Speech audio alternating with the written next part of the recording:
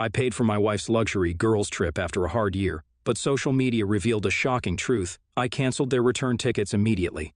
My wife got laid off by her company around 8 months ago. She managed to land another job, but that company had huge layoffs too. She had mentioned taking a girls' trip to de-stress, but it was a little pricey as she wasn't working. I owned a business, so we were financially comfortable regardless of whether she worked or not. We were doing fine before we met, so we didn't feel the need to have a joint account when we got married. I decided to surprise her by paying for her girls' trip. It was a 5-day luxury trip. I thought she deserved to have some fun after the year she's had. She was very happy when I surprised her. She was elated. I asked her who she was going with, and she mentioned a few names. The trip was a month away. A few days later, she asked me if I could pay for a friend of hers. She said that she wasn't able to afford it currently and would pay me back in installments. I was hesitant, but I agreed. I told her that she was responsible for her friend paying us back, and she accepted. I didn't recognize this friend of hers, but she said I was familiar with her. She said that it was someone with whom she previously worked. I took her shopping for her trip. I knew she hadn't bought any new outfits recently, so I thought it would be a fun outing. She kept texting her friend while we were out. I was irritated and asked her who it was. She immediately put her phone away, saying it was nobody, just a few girlfriends. I shrugged it off. I didn't want to think much about it. I just wanted to spend some time with her. A month passed and I left her at the airport for her trip. I asked her where the others were, but she said they were already inside and some were on their way. She kissed me goodbye and told me to go back home. She said she would be fine. I told her to have fun and be careful. After that, I left. She sent me a message later saying that she had landed. I didn't want to call and pester her too much. I wanted her to have fun and take some time off from our daily lives.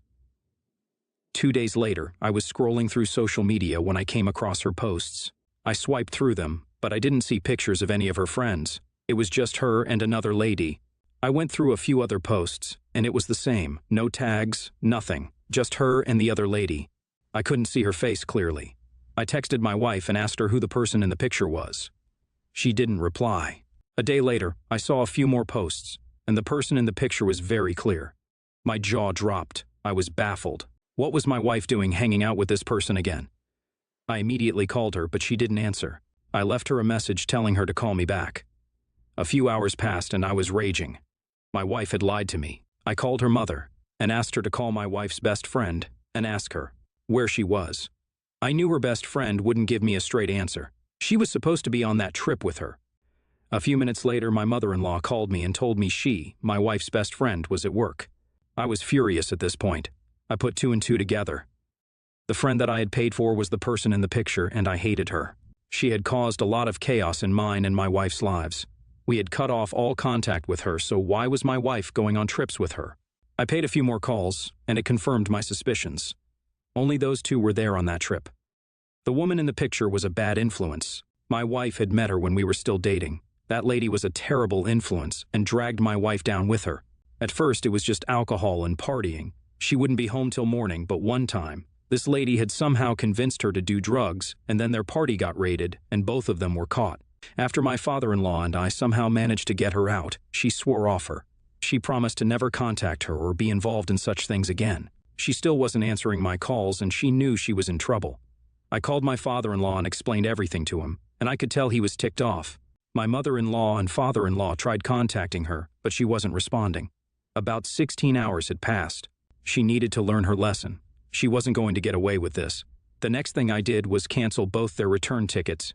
I even went ahead and canceled the rest of their bookings. There was a day left, and they both can pay for it themselves. I informed my father-in-law about it and told him not to cave in when she calls. I even warned my mother-in-law. I told them that if they didn't want what happened previously to repeat itself, then they should listen to me. We didn't know how long she was in contact with her, and to straight up ignore everybody. What was she thinking? I could see the beginning patterns of this behavior. It was how it had started back then. It was better to cut it off now. My in-laws agreed. About 10 to 11 hours later, my wife started spam calling me. I ignored her. She was texting me continuously, asking me to answer her call and saying that she was sorry. She was explaining herself in the text. She said that she didn't mean to ignore my calls, but she was just very tired. I bet she was. She said that she knew I was angry and asked me to calm down and to please stop canceling all her bookings. She continued by saying that her friend had changed and wasn't the same as before. I texted her, "Is that why you made me pay for both of your trips?" I wasn't buying any of what she was saying. I texted her that since she was so keen on her friend being good, they could figure everything out together. I ignored her after that. She was calling me continuously, but I just switched off my mobile. Was she that stupid? Hadn't she learned her lesson? Around 6 hours later, I switched on my mobile. I just didn't want to deal with them anymore. I called my father-in-law, and he told me she had called him and begged him to send them the ticket money. He refused her. It was hard for her parents, but even they knew it was better like this. Once her friend abandons her, she'll know. They can sleep at the airport. Even her best friend was pissed at her. She had called me up and asked me what was going on. I told her everything. I knew my wife inside out, and trying to talk her out of being friends with that lady wasn't going to work. She had to experience it herself. 2 days later, she was back. She came straight home. She looked at me and broke down crying. She was walking up to me and fell into my arms. She was a mess. After she calmed down, she told me that her friend had abandoned her and gone her own way, who knows where. My father-in-law had pitied her and sent her money to come back home. I knew she hadn't taken her credit card, but she had her debit card. Her friend made her use all the money that was left there during the trip. I knew that was going to happen. She left her all alone and broke. I softened a little bit and calmed her down. I drew a bath for her. I called my in-laws and informed them that she was back. Update 1. 1 month later, my wife obviously realized her mistake. I wasn't going to let that lady get away with it, though. She thought that she could play with this? Well, she needed to think twice. I tracked her down and contacted my lawyer.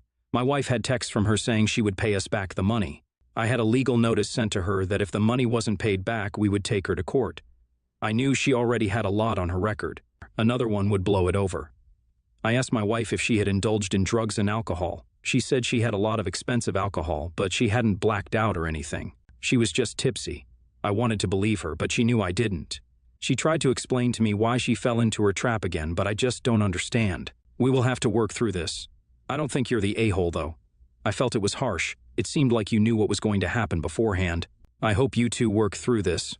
NTA. I felt his rage while reading. I wish I had had the guts to do the same thing you did. It was required, and I caved in. It didn't turn out well. He didn't leave her stranded, but he had predicted it would happen. OP was aware that she had her debit card with her. He already paid for 2 people's trips. The wife must have had something saved up. He even said that she spent it on expensive alcohol. NTA. NTA. OP's rage is justified. His wife not only lied to him but also made him pay for a druggie that she got in contact with again. Hope she enjoyed her luxury trip. She deserved to be stranded at the airport. Where did her little friend go? She said she had changed, huh? OP is a savage for tracking her down and sending her a legal notice. Druggie deserves it. She ain't gonna get away this time. Next story. I, 51 male, have 2 children. My daughter is my biological child. She's 24. My son is her older half-brother, and he's 29.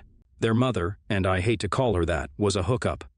We slept together twice, and my daughter was the result. I never knew about her until she was 5 and her brother was 10, and they were removed from their mother's care. She did not take care of them, and their school became concerned because my son was raising my daughter essentially. She told them I was my daughter's father and that I was not to know about her, but they wanted to try and place the kids with family first. My son had no family. His biological father and his biological father's family are all criminals and in and out of jail, or in the father's case, serving a very lengthy sentence. So I told the social worker I would adopt him and raise them together. It took some time. Even though it would keep the kids together, I was not a foster parent before this. So they were extremely reluctant to place my son with me. Ultimately, both kids suffered not being together, and I was thankfully able to keep my kids together. My son calls me by my name or dad. It's interchangeable, really.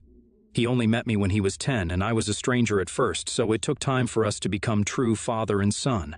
Even after I adopted him, I never felt like him calling me dad was a must. I know he loves me. I know I am his dad to him and to me, but our family is not typical, and trauma and time play a part in our relationship. We adore each other, and he tells me everything, so I consider that a win.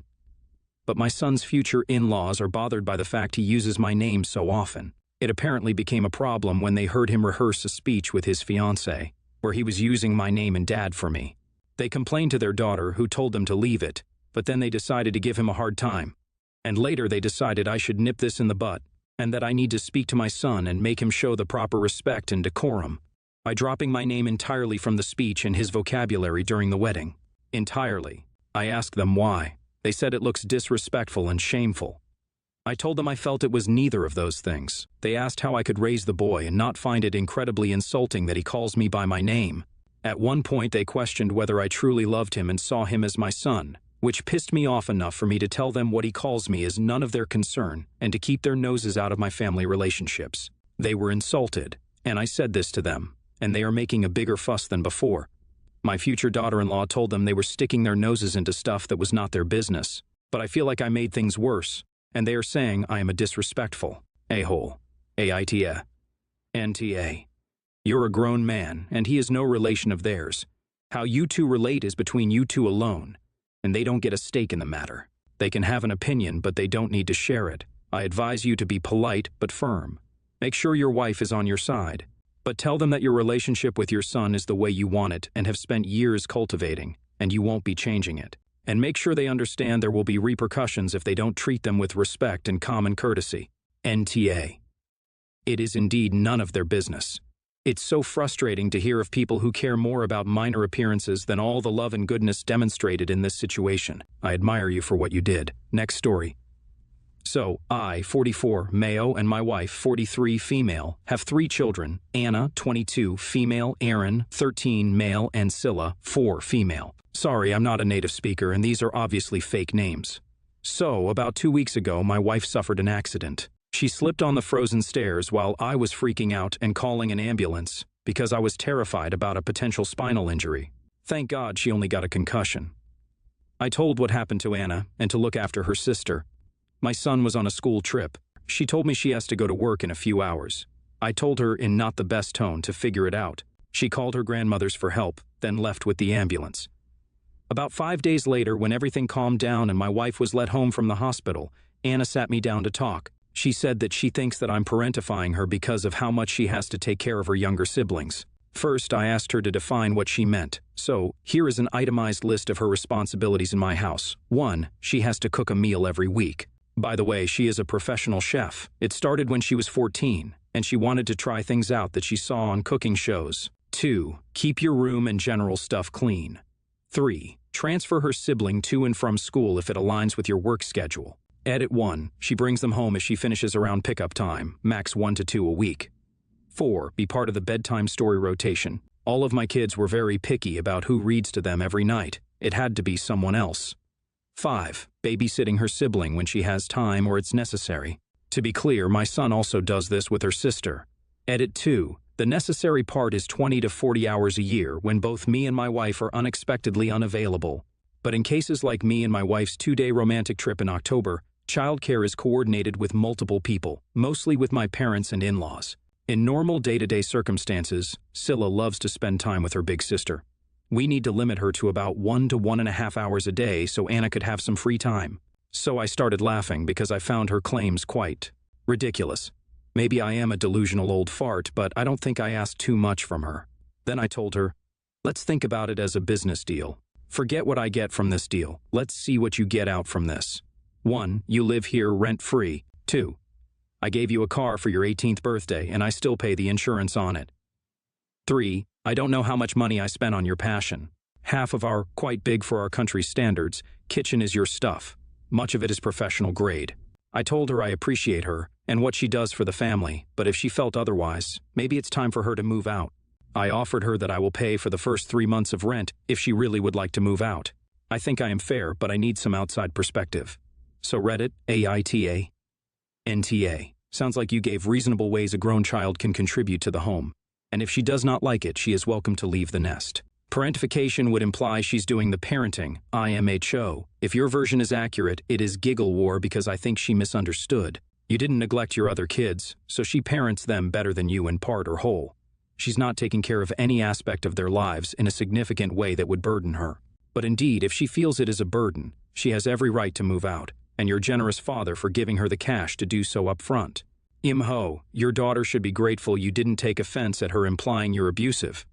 Most posts here are parents who would have cut her off financially for that alone, usually after the child spreads the story to relatives, etc., and asking if their is for not financially supporting an ungrateful, entitled grown child. Your response was not just generous, but very stoic and understanding if it went down like you described. Kudos to you. If she thinks you are preventing her from enjoying the complete freedom of an independent adult, she is, of course, free to liberate herself from the servitude of being supported and being part of a family. NTA for telling her she can fly from her comfortable nest if she chooses to. I don't know what her fantasy life is telling her about being an independent adult, being responsible for supporting herself. But good luck to her in finding it. I think you should take your daughter's concerns seriously, even if you think she is wrong. What you're asking is not absurd to ask of a 22-year-old, but if she has been asked to do all of this since she was 14, I can see how it might feel to her like she's being used. The fact that your reaction to her concern was so dismissively laughed at and immediately suggesting she move out makes me wonder if this post really tells the whole story. Something just feels off-putting in your expressed attitude towards your daughter. I think if she does move out, which may be best for her, to be honest, you will be surprised to discover just how much you've been relying on her to parent other kids, and she will have the last laugh. Only, unfortunately, by ignoring her legitimate concerns and, frankly, her very mature approach to trying to compromise and amend the issue with you, you will have lost your relationship with your daughter in the process.